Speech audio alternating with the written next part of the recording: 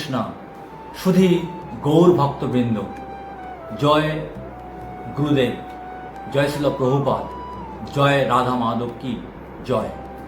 আজ আমরা আলোচনা করব পাপ মোচনী একাদশীর মাহাত্ম্য।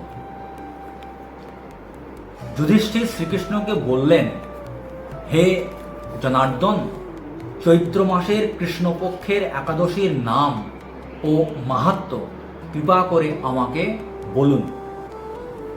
ভগবান শ্রীকৃষ্ণ বললেন, হে ধর্মরাজ যুধিষ্ঠির, আপনি ধর্ম বিষয়ক প্রশ্ন করেছেন। এই একাদশী সকল সুখের আধার, সিদ্ধি প্রদানকারী ও পরম মঙ্গলময়, সমস্ত পাপ থেকে নিস্তার বা মোচন করে বলে এই পবিত্র একাদশী তিথি পাপ মোচনী নামে প্রসিদ্ধ। রাজা মান্ধাত্তা একবার লোমশ মুনিকে এই একাদশীর কথা জিজ্ঞাসা করেছিলেন। তার বর্ণিত সেই বিচিত্র উপাখ্যানটি আপনার কাছে বলছি, আপনি মনোযোগ দিয়ে তা শ্রবণ করুন। প্রাচীনকালে অতি মনোরম চৈত্র রথ পুষ্প উদ্যানে মুনিগণ বহু বছর ধরে তপস্যা করতেন। একসময় মেধাবী নামে এক ঋষিকুমার সেখানে তপস্যা করছিলেন। মঞ্জু ঘোষা নামে এক সুন্দরী অপ্সরা তাকে বশীভূত করতে চাইল, কিন্তু ঋষির অভিশাপের ভয়ে সে আশ্রমে 2 মাইল দূরে অবস্থান করতে লাগল।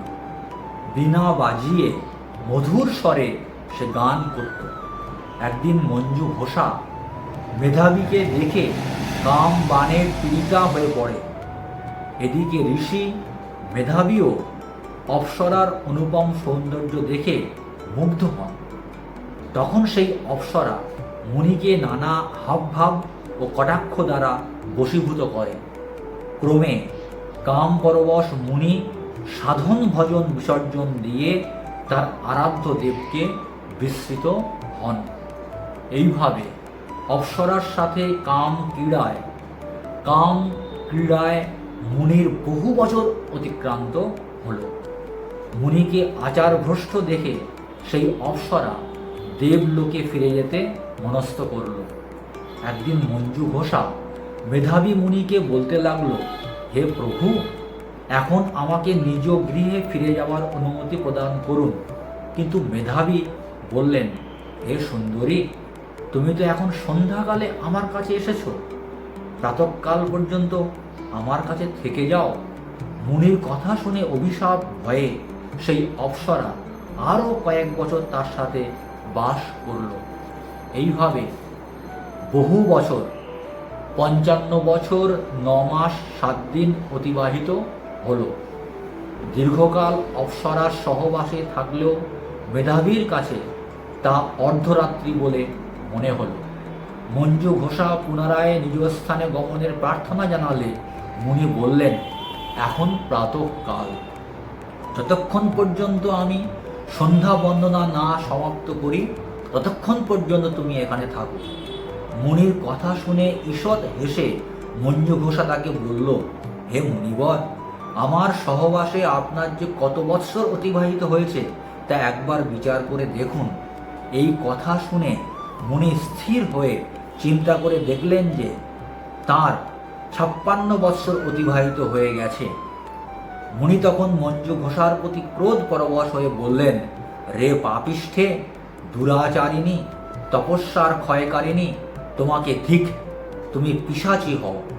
মেধাবীর শাপে অপ্সরার শরীর বিরূপ প্রাপ্ত হল। তখন সে অবনত মস্তকে মুনির কাছে শাপ মোচনের উপায় জিজ্ঞাসা করল। মেধাবী বললেন, হে সুন্দরী, চৈত্র মাসের কৃষ্ণপক্ষিয়া পাপ মোচনী একাদশী সর্বপাপ ক্ষয়কারিণী। সেই ব্রত পালনে তোমার পিশাচত্ব দূর হবে। পিতার আশ্রমে ফিরে গিয়ে মেধাবী বললেন, হে পিতা, এক অপ্সরার সঙ্গদোষে আমি মহাপাপ করেছি, এর প্রায়শ্চিত্ত কি তা কৃপা করে আমায় বলুন। উত্তরে চ্যবন মুনি বললেন, চৈত্র মাসের কৃষ্ণপক্ষিয়া পাপ মোচনী একাদশী ব্রতের প্রভাবে তোমার পাপ দূর হবে।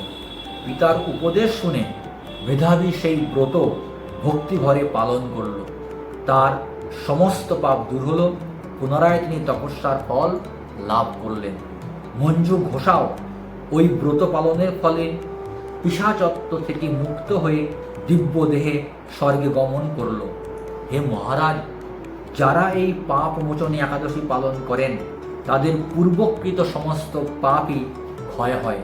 এই ব্রত কথা পাঠ ও শ্রবণে সমস্ত গোদানের ফল লাভ হয়।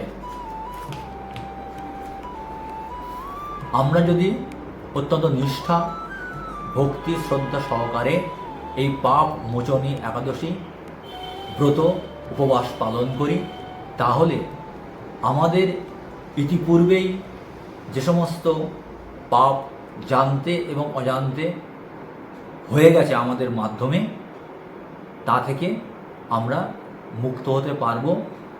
কোটি জন্মের সঞ্চিত পাপ এই একটি একাদশী ব্রত উপবাস পালনের মাধ্যমে শূন্য হয়ে যায়, পাপ থেকে আমরা মুক্ত হয়ে যাই।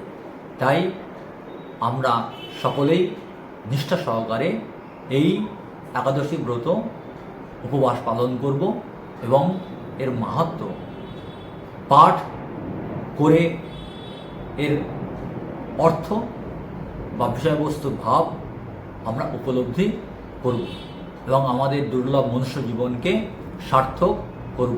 হরে কৃষ্ণ, হরে কৃষ্ণ।